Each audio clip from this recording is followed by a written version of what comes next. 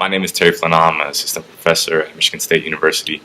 My work focuses primarily on African American male adolescents, and I look really intentionally at the identity construction processes that take place in schools for these young black men.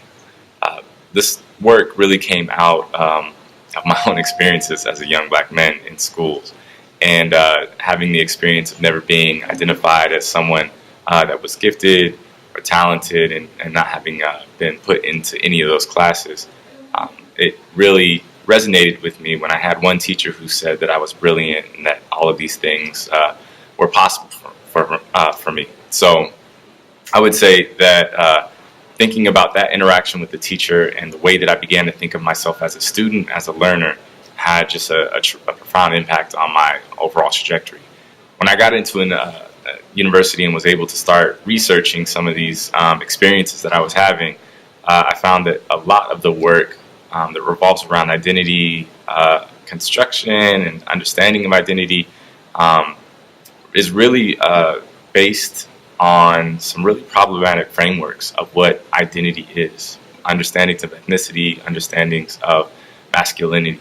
A lot of the work comes at it using quantitatively driven survey tools, and for me, the complexity of identity, particularly for black men who occupy contentious positions in society, and when I say contentious, I mean that there are the tensions around who they are and who they need to be in order to be safe.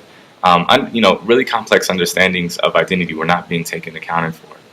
And so what I do in my research is utilize identity maps as a tool for interviews that try to get students to do this kind of, a tour of themselves, the multiple selves that they have, so we can gain better understandings of the ways certain identities interact with other identities that young black men have. But I think it's also important to recognize that this approach to understanding identity is really centered on students' voices and the sense making that they kind of go through in order to to construct these identities. But it is also the case that I think this method, this approach, allows us to recognize that identity is not something that is fixed. It changes from one day from the next, and the best that we can do is try to get a snapshot of where young men are.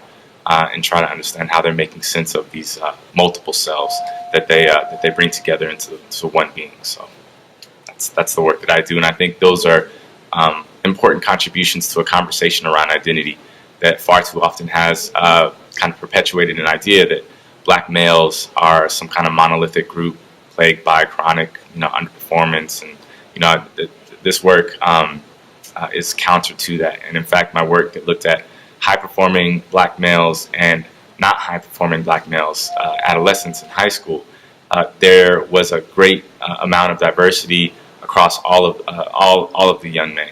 And I think one of the major findings was that the way that they understood their identities in school was actually separate from so many of the other identities that they said were really significant to their lives.